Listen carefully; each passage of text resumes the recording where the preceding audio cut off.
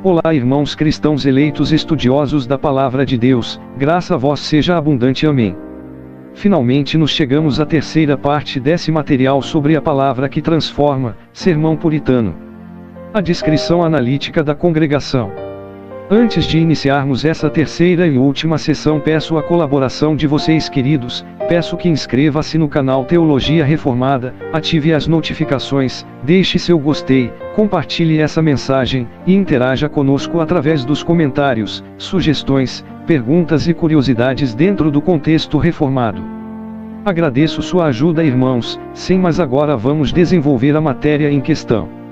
Já falamos sobre a importância da aplicação e falamos sobre os tipos de aplicação. A terceira coisa que os puritanos faziam era uma descrição analítica dos tipos de pessoas presentes na sua audiência. Geralmente a nossa aplicação é ineficaz porque nós não estamos conscientes das diversas categorias de pessoas que estão presentes na nossa audiência, e os puritanos eram mestres em usar aqueles tipos de aplicação que foram mencionados para determinadas categorias de pessoas presentes na audiência. Categorias dos ouvintes. William Perkins, por exemplo, classifica os ouvintes em 7 categorias. As 4 primeiras categorias se referem a não convertidos, e na evangelização, quer seja no púlpito ou pessoalmente, você deve ter sempre em mente estes 4 tipos de pessoas não convertidas. O primeiro é aquele que é absolutamente ignorante e incapaz de ser ensinado. Dentro dessa categoria se encaixam aqueles que nada sabem ou sabem muito pouco a respeito de Deus e da sua palavra.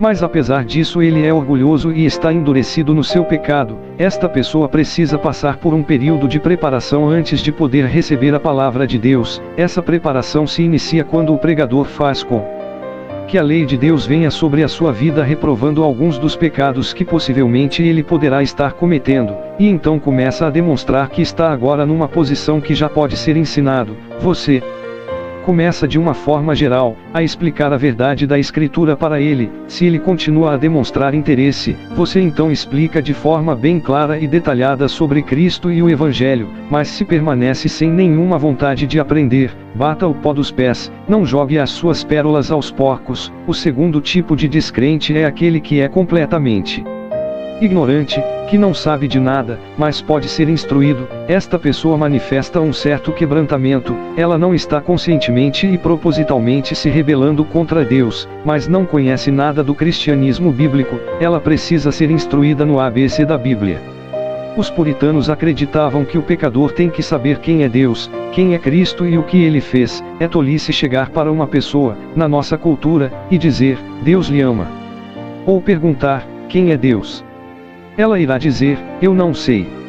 Você precisa explicar para esta pessoa quem é Deus, e que se ela persistir nos seus pecados não estará sob o amor de Deus, mas sob a ira de Deus.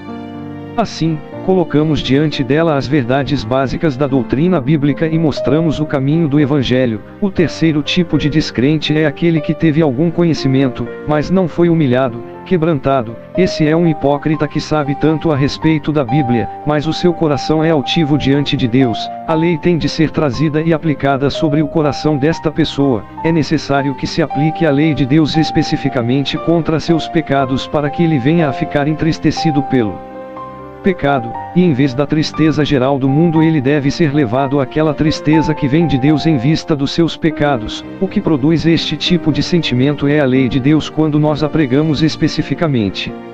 Mas a pregação da cruz também pode quebrantar o coração de um pecador endurecido, pois fala do grande amor de Deus em dar o seu único filho para pagar os pecados do povo e mostra Cristo pendurado na cruz, condenado, julgado e sofrendo pelos pecados do seu povo, e então você lhe pergunta, por que teve de ser assim?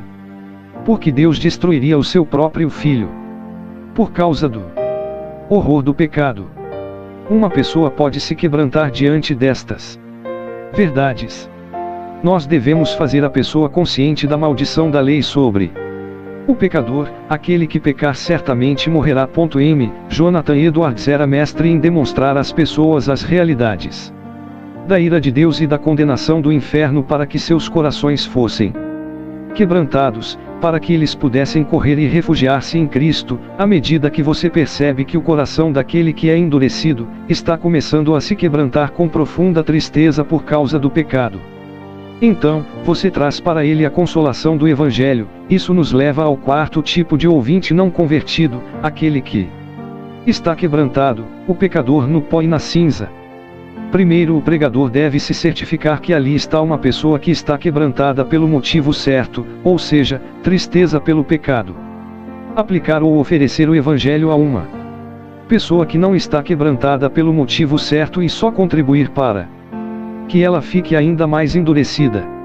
Mas quando eles demonstram possuir o verdadeiro quebrantamento, então eles podem e devem ser assegurados da verdade, do conforto e das promessas do Evangelho. Nas nossas congregações, domingo após domingo, sempre teremos na nossa audiência pessoas que se enquadram nestes quatro tipos mencionados. E as flechas do Evangelho que nós desferimos nos nossos sermões não devem ser atiradas por cima das cabeças como os soldados sírios. Estejamos sempre conscientes destes tipos de ouvintes nas igrejas. E você dirija as suas palavras a cada um deles como classes definidas de pessoas.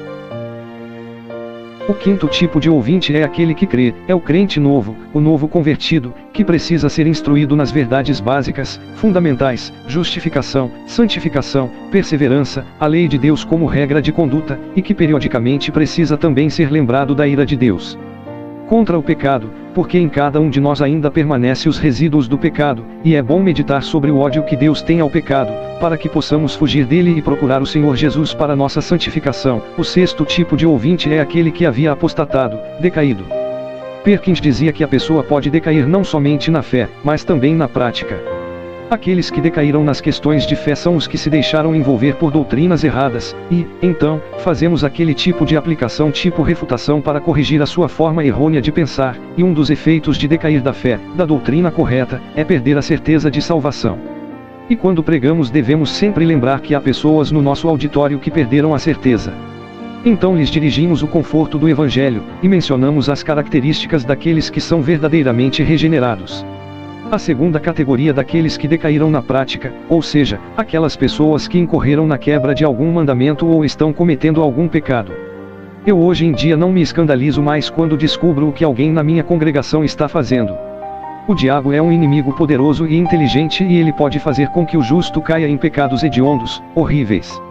Os pastores não devem ficar pensando que estas pessoas queridas que você ama e que sabe que andam com Deus, são isentas do pecado.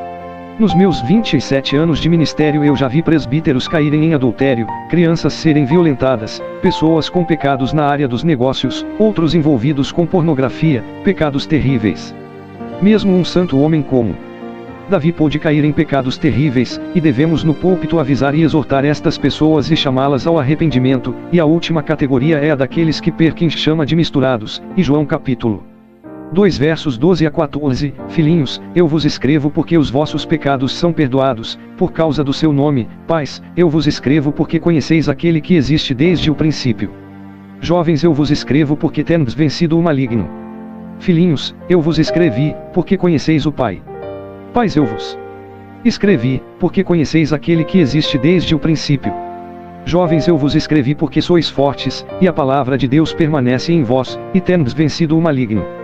Eu acredito que com esta classificação, misturados, Perkins queria dizer que na nossa congregação nós vamos ter pessoas que são desde crianças na fé até aqueles que são já adultos em Cristo, maduros, há aqueles que são crianças, bebês espirituais e há aqueles que são como jovens, fortes e corajosos, e aqueles mais antigos, que já andaram com Deus por um longo período. Na nossa pregação devemos levar em conta este tipo de audiência diversificada. Falando agora sobre os tipos de ouvintes, vejamos a abordagem dos puritanos sobre a análise que o pastor fazia desses tipos na sua audiência. No diretório de culto de Westminster vemos que o pastor não precisa, toda vez que está pregando, ir até o fim para achar cada doutrina que está no seu texto, mas ele deve selecionar aquelas aplicações que acha que são mais apropriadas, através do convívio, para o seu rebanho, em outras palavras, a forma pela qual o pastor puritano conhece e analisa a sua congregação é através do ministério pastoral de visitação, através do qual ele vem a conhecer as diversas necessidades da sua congregação. Estou convencido que ninguém pode ser um pregador eficaz sem um trabalho regular de visitação e convívio com o seu rebanho. Agora vamos concluir falando alguma coisa sobre método e ajudas para o processo de aplicação. Em primeiro lugar, a aplicação tem de ser direta. Lemos no diretório de culto que o pastor deve fazer a aplicação de tal maneira que os seus ouvintes percebam que a palavra de Deus é viva e poderosa, que é capaz de descobrir os intentos e desejos do coração, e que se houver qualquer pessoa presente que seja descrente e sem conhecimento, os segredos do seu coração serão manifestos e aquela pessoa dará glória a Deus. Portanto, quando nós estamos pregando devemos fazer a aplicação de forma direta usando o pronome você. Você não pode deixar a sua aplicação simplesmente em termos gerais, você tem que ser específico, direto. E você também pode ser direto chamando ou nomeando os diversos tipos de ouvintes. Por exemplo, você pode dizer: alguns de vocês aqui nesta manhã estão endurecidos nos seus pecados, vocês são altivos e arrogantes, e a palavra de Deus condena você. Talvez haja alguns que estão com o coração quebrantado, você que está com o seu coração quebrantado, que está vendo a luz da santidade de Deus. Meus queridos amigos, vejam como Cristo abre os seus braços, ele diz: venha a mim. É isso que eu quero dizer com aplicação direta. Você precisa usar o contato com os olhos, você não pode ficar preso a um sermão escrito, ao seu esboço. Quando está pregando, você deve olhar a sua audiência nos olhos de tal forma que cada um pense que você está falando diretamente para ele. Você deve se esforçar para ser direto na sua aplicação e faça uso eficaz de perguntas retóricas. Entendem o que eu quero dizer por pergunta retórica? É uma pergunta que faz com que o ouvinte responda a si mesmo, na sua própria cabeça, e alguma vez você pode fazer esta pergunta tão bem feita que até alguém vai abrir a boca e falar na igreja, mas a pergunta retórica faz com que o coração se envolva diretamente com a aplicação. Por exemplo, será que alguém que ama a Cristo faria um negócio deste? Você pensa que pode amar a Cristo e ao mesmo tempo deixar de vir ao culto? Veja, então, como estas perguntas retóricas se apoderam da mente e do coração dos ouvintes e extrai deles uma resposta, uma reação. Em terceiro lugar, na sua aplicação seja bem específico, não fique apenas em argumentos ou aplicações gerais. Quando se está aplicando a palavra contra pecados específicos, você vai fazer com que cada ouvinte pense especificamente a respeito da sua própria vida. Pode ser que ele ainda não esteja praticando os pecados que você está censurando, mas você vai fazê-los pensar sobre as suas próprias vidas. Frequentemente quando eu prego e as pessoas vêm e me dizem: pastor, de fato Deus me mostrou essa ou aquela coisa errada na minha vida. E eu nem mencionei aquele tipo de coisa particular que o ouvinte citou, mas, porque eu fui específico na minha aplicação, eles foram específicos com o seu próprio coração. Em quarto lugar, a nossa aplicação deve fazer uso de argumentações com o propósito de dar às pessoas as razões pelas quais elas devem fazer aquilo que têm de fazer. Nós mencionamos as ameaças de Deus e as promessas de Deus para motivá-los. Jonathan Edwards era um mestre nesta área de dar às pessoas as motivações certas para levá-las à obediência. Relacionado com isto, nós usamos argumentos, demonstrações que vêm reforçar o que estamos dizendo, e as razões pelas quais eles deviam cumprir seu dever ou abandonar determinado pecado. E, além disto, nós devíamos dedicar algum tempo para responder às possíveis objeções ou perguntas, antecipando assim as dúvidas que aqueles duvidosos teriam em seus corações. Use perguntas retóricas, talvez alguns de vocês sejam um exemplo. Poderia estar pensando alguma coisa, e o pregador continua e trata daquela possível pergunta ou objeção. Portanto, somos na aplicação, diretos, usamos perguntas retóricas, específicas, usamos argumentos, e finalmente em quinto lugar, devemos dar-lhes auxílio, ajuda. Não somente dizemos para eles que devem orar, mas dizemos como eles podem adquirir o hábito da oração. Não somente dizer que deixem de praticar tal pecado, mas devemos mostrar como fazê-lo. Em sexto lugar, agora, devemos dar os padrões, marcas e sinais pelos quais os ouvintes podem se autoanalisar para que vejam se estão realmente em Cristo, se estão obedecendo a Deus como deveriam. Quando nós aplicamos a palavra de Deus desta forma, ela se torna poderosa e eficaz. É um trabalho difícil, vai exigir muito trabalho da parte do pastor, vai despertar muito ódio e oposição da parte da congregação, mas é o tipo de pregação determinado por Deus para transformar as pessoas. Eu quero exortar e encorajar a cada um dos pastores e pregadores que tomem o propósito que irão pregar a palavra de Deus de tal maneira que venham a tratar diretamente com as pessoas da sua congregação. Amém. Esse foi mais um material genuíno convertido de texto para vídeo, e disponibilizado integrante grátis para os cristãos que compõem a Igreja Santa do Senhor Jesus Cristo. Não deixe de inscrever-se no canal para que possamos trazer mais materiais genuíno do Evangelho autêntico. Deus abençoe a todos os eleitos espalhados pelo mundo. A paz seja com vós outros. Amém.